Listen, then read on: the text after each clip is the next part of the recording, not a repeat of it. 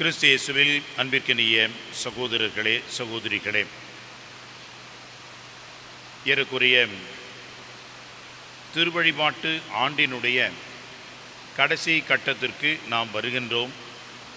இன்னும் ஓரிரு வாரங்களுக்கு பிறகு நாம் புதியது ஒரு திருவழிபாட்டு ஆண்டை தொடங்குவோம். இந்த திருவருகை காலம் என்பது அதோடு புதியதொரு ஆண்டை நாம் தொடங்குவோம்.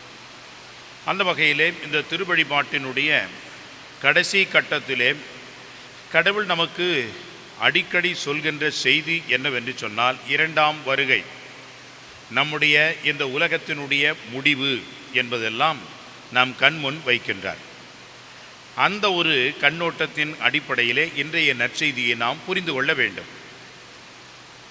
சீடர்களை நோக்கி ஆண்டவர் சொன்ன வார்த்தைகளை இன்றைக்கு நமக்கு இறைவன் இயேசு சொல்வதாக எடுத்துக்கொள்ள வேண்டும். உங்கள் இடையை வரிந்து கட்டி கொள்ளுங்கள். இரண்டாவது, விளக்குகளும் எரிந்து கொண்டிருக்கட்டும். மூன்றாவது, கதவை வந்து தட்டும் பொழுது தலைவருக்கு கதவை திறக்க காத்திருக்கும் பணியாளராய் இருங்கள். இந்த மூன்றையும் தான் அன்புக்குரியவர்களே ஆண்டவர் நமக்கு ஒரே வார்த்தையிலே சொல்கின்றார். விழிப்பாயிருங்கள். விழிப்பாயிருங்கள் என்று சொன்னால் கண் அளவிலே மூடாமல் தூங்காமல் இருப்பது மட்டும் அல்ல.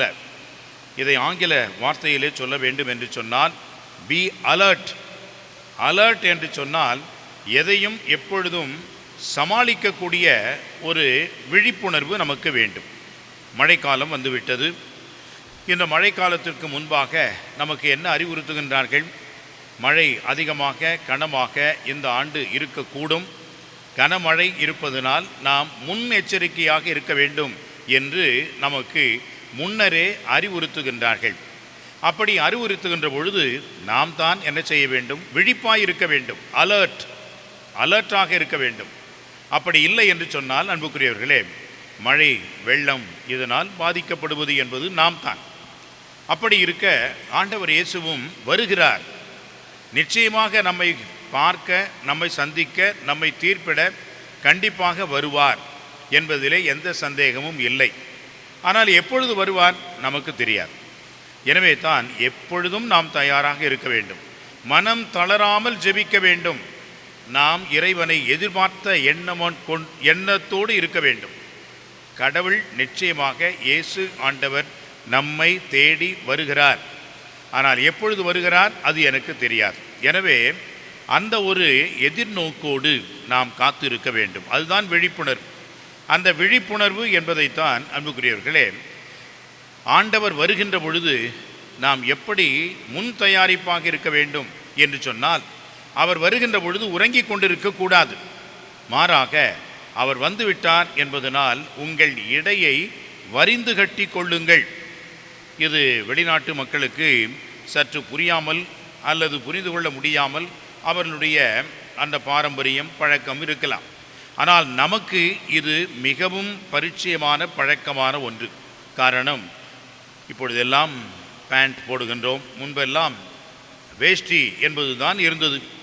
அந்த வேஷ்டியை நாம் தளர்த்தி உறங்கி ஓய்வெடுத்து கொண்டிருக்கலாம். ஆனால் யாராவது வருகிறார்கள் என்று சொன்னால் உடனடியாக நாம் என்ன செய்வோம்? அந்த வேஷ்டியை நாம் வரிந்து கட்டி கொள்வோம். அப்படி என்றால் அதை மிக இறுக்கமாக கட்டிக்கொண்டு உடனடியாக களத்திலே இறங்குவோம். உடனடியாக நாம் செய்ய வேண்டிய பணியிலே நாம் இறங்குவோம். எனவே வரிந்து கட்டி கொண்டு என்று சொன்னால் அந்த காலகட்டங்களிலே இரவு நேரங்களிலே குறிப்பாக இஸ்ராயேல் மக்கள், யூதர்கள் நீண்ட ஒரு அங்கி போன்ற உடையைத்தான் உடுத்திக் கொள்வார்கள். அந்த உடை தளராமல் அல்லது கீழே இறங்காமல் இருப்பதற்காக அவர்கள் அந்த வரிஞ்சு கட்டி கொள்கின்ற இடைக்கச்சியை அவர்கள் அணிவார்கள். அப்படி அதை அணிந்து கொண்டுதான் வெளியே செல்வார்கள். அணிந்து கொண்டுதான் எந்த வேலையும் செய்வார்கள். எனவே நீங்கள் எப்பொழுதும் இந்த இடைக்கச்சியை வரிந்து கொட்டி கொண்டிருங்கள், தயாராக இருங்கள், விழிப்பாயிருங்கள் என்று சொல்கின்றார். இரண்டாவதாக விளக்குகள் எரிந்து கொண்டிருக்கட்டும் என்று சொல்கின்றார். இது 10 கன்னியர்களுடைய ஓமையை நமக்கு எடுத்து சொல்வதாக இருக்கிறது.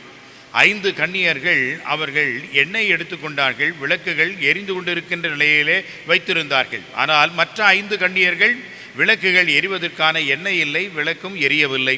எனவே அவர்களை போன்று நீங்கள் அறிவிலிகளாக இருக்க வேண்டாம், முன்மதி உள்ளவர்களாக நீங்கள் விழிப்பாயிருங்கள் என்று சொல்லி விளக்குகள் எரிந்து கொண்டிருக்கட்டும் என்று சொல்கிறார். அப்படி என்றால் எரிந்து கொண்டிருக்கின்ற அந்த நெருப்பு விளக்கு அல்ல, மாறாக நம்முடைய வாழ்வு என்னும் விளக்கு. அந்த விளக்கு எரிந்து சுடர் கொடுக்க வேண்டும், ஒளி கொடுக்க வேண்டும். அந்த விளக்கை எப்பொழுதும் எரிந்து விட்டு கொண்டிருங்கள், அந்த விளக்கை அணைத்து விட வேண்டாம். மூன்றாவதாக, தலைவர் எப்பொழுது வருவார் என்பதை நினைத்து வந்தவுடன் கதவை திறக்கின்ற, அப்படி என்றால் எப்பொழுதும் தயாராக இருக்க வேண்டும். ஆண்டவரை வரவேற்கின்ற மனநிலை நமக்கு இருக்க வேண்டும். இது மூன்றும் தான் விழிப்பாய் இருப்பதனுடைய அடையாளமாக இருக்கிறது. நாம் எப்பொழுதும் ஆண்டவருடைய வருகையை எதிர்பார்த்து காத்து கொண்டிருக்கின்ற இறை மக்களாக, நம்பிக்கையாளர்களாக, முன்மதி உள்ளவர்களாக நாம் இருக்க வேண்டும் என்பதைத்தான் ஆண்டவர் நமக்கு உணர்த்துகிறார். எனவே அன்புக்குரியவர்களே, இத்தகைய ஒரு அருளுக்காகவும் ஆசீருக்காகவும் வேண்டுவோம். இறைவன் நம்மை சந்திக்க அன்றாடம் வருகிறார்.